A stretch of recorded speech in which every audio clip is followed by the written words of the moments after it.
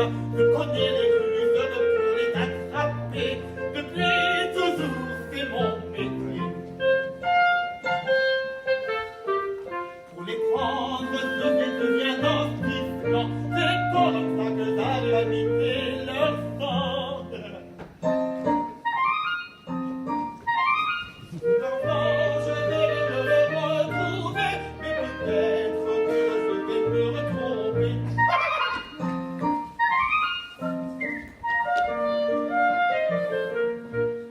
Quand les filles passeront le palais et sans mêler, même me regarder, j'espère que j'aurai pas mon filet pour les stopper, mais je voudrais pas me tromper. Pourtant j'aimerais bien qu'une toutefois elle puisse me regarder droit dans les bras. Et peut-être que je pourrais les embrasser, et peut-être que je pourrais les épouser.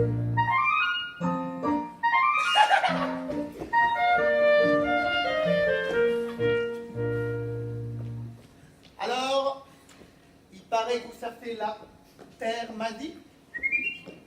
C'est ça? Oui. Moi, je sais où elle est. Ah oui, vraiment? Alors montre-la nous.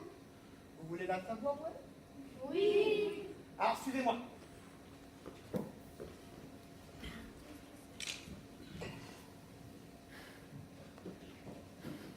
Les enfants se mettent en route, ils suivent l'écureuil et marchent vers la grotte. Sur le chemin, ils rencontrent des animaux, dont une petite famille de hérissons et une belle biche accompagnée de son mari, le cerf. Les pommes de pin marron clair qui sont par terre craquent sous les pieds des enfants. La mousse mouillée les fait glisser. Au bout d'un moment, ils arrivent vers une rivière et jouent quelques minutes dans l'eau.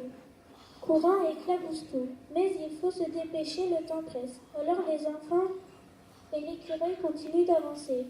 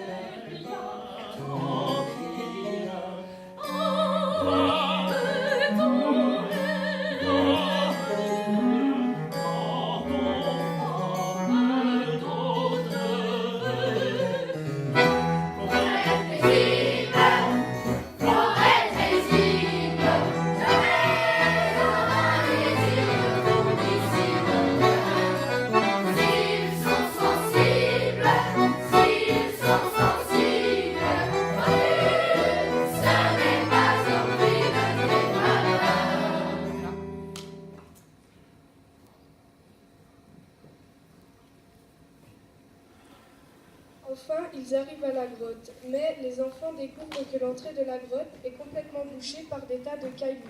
Il faut tout débarrasser et accéder à la grotte. Courageusement, les enfants se mettent au travail. Ils enlèvent les cailloux qui bouchent le passage. Et là, des noisettes. En un éclair, l'écureuil se précipite dans la grotte. Ils avaient tout prévu. Il prend les noisettes et s'en va en s'expliquant. Je suis désolé, hein, je vous ai menti. J'ai pris les noisettes parce que moi, j'ai une famille à élever et puis on n'a pas beaucoup à manger. Alors, bon, écoutez, je vous souhaite bonne chance. En fait, c'est pas trop où aller, la terre m'indique. Débrouillez-vous. Allez, salut. Merci pour la forêt. Une fois l'écureuil parti, les enfants sont affreusement seuls. Ils sont dépités parce que l'écureuil les a trompés. Un enfant se mit à hurler de détresse. C'est alors que les enfants sentirent des tremblements sous leurs pieds et virent avec effroi d'énormes rochers s'effondrer, bouchant l'entrée de la grotte. Énervés, certains enfants se jettent désespérément sur les pierres pour tenter de le retirer. Mais cette fois-ci, elles sont beaucoup trop loin. Peu à peu, la panique les gagne. Ah, il y a une araignée. Ah, j'ai peur, on est coincé. Vous imaginez s'il y a des serpents? Ah, on va tous mourir. Mais non, on va trouver une solution. Mais si, on va tous mourir. Sandra a disparu. Où est-elle passée? Hé, je suis là, vous m'entendez? Sandra, ça va? Rien de cassé? Non, non, tout va bien. Il faut juste que vous veniez tout de suite. Elle est tombée dans un trou. Ah, venez, c'est des galeries. On va pouvoir sortir. Bon, on y va?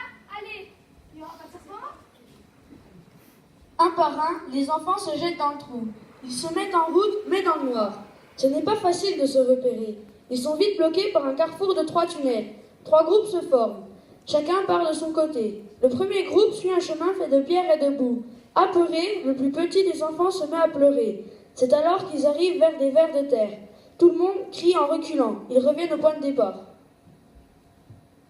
Le deuxième groupe avance dans une galerie de terre humide. L'étroitesse des lieux les oblige parfois à ramper pour ne pas se cogner la tête. Sales et mouillés, ils arrivent dans un cul-de-sac, ils font vite demi-tour et reviennent au point de départ où ils retrouvent le premier groupe. Le dernier groupe a plus de chance. Il trouve une galerie qui n'est pas bouchée. Alors tout le monde décide de les suivre. Mais très vite, la fatigue les accable. Les enfants marchent depuis si longtemps. Ils ont froid et faim. Ils sont désespérés. L'un pleure, l'autre gémit. Ils ont tous peur de mourir.